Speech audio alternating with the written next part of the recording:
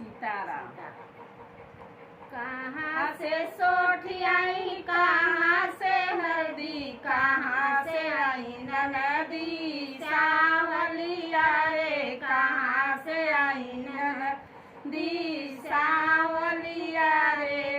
पूरब से सोठी आई, पश्चिम से हल्दी, उत्तर से आई ननदी सावलिया रे, उत्तर से आई ननदी सावलिया रे। काहे के सोठी आई, काहे के हरदी, काहे से आई ननदी सावलिया रे, काहे से आई ननदी सावलिया रे।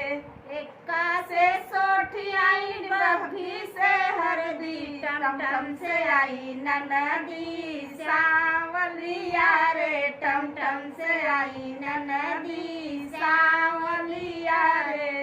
काहे के सोठी आई, काहे के हरदी, काहे के आई ननदी सावलिया रे, काहे के आई ननदी सावलिया रे।